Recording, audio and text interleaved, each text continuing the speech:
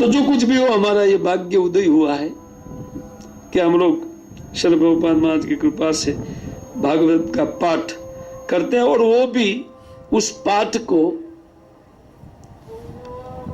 अपना सर्वोपरि कल्याण को ध्यान में रखते हुए करते हैं।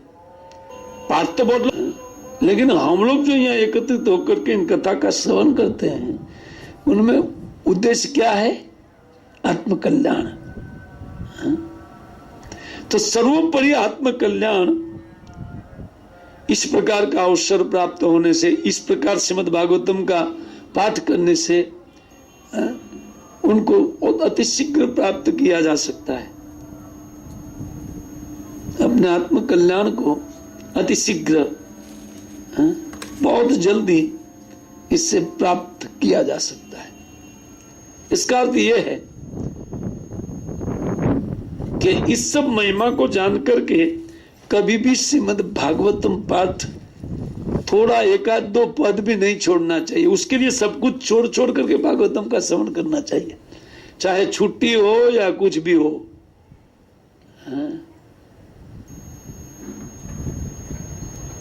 हाँ, क्योंकि अगर हम लोग इसके प्रति केयरफुल नहीं है, हो रहा है भागवत जाना है उधर डेली 7 बजे, उधर एक दिन लेट गए तो क्या हो गया, उसका अर्थ हम उनकी महिमा को नहीं समझते हैं।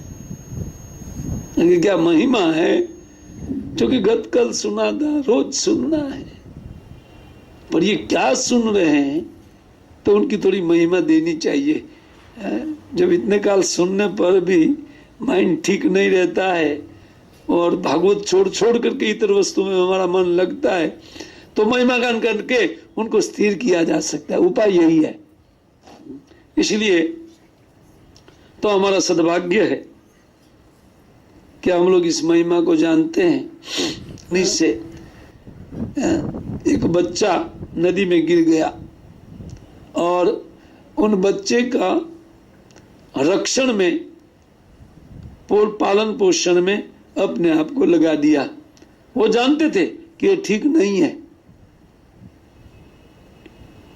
मैं भगवान की परिचर्या छोड़ करके इतर काम में लग गया, ये दोष है, ये जानते थे। लेकिन जानते हुए, जैसे हम भी जानते हुए लेट आते हैं, है कि नहीं? वो जानते हैं लेकिन लेट आना ठीक है, चलता है।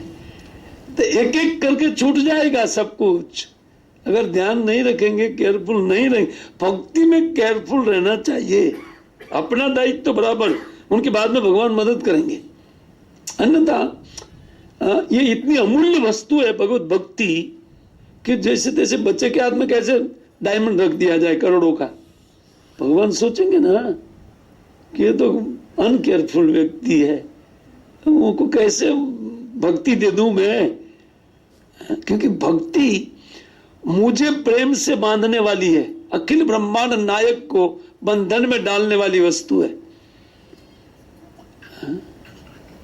जैसे तैसे के हाथ में कैसे रख दिया जाए? भगवान नहीं सोचते हैं। भगवान जब सिंसियर होकर के हम उपाय में लगते हैं, तब भगवान शुद्ध गंभीर है। टाइम पे आता है, सब कुछ है। तो भक्तों को मालूम है कि मैं गलती कर रहा हूं, लेकिन तिस पर भी भरत महाराज जैसे लेट गो करते हैं, ठीक है तो रोज का हो गया है। उन हरिण के बच्चे के कारण तो अपना भी हरिण अटका हुआ है कहीं ना कहीं। ये काम है, वो काम है, नाना प्रकार का हरिण है सबका।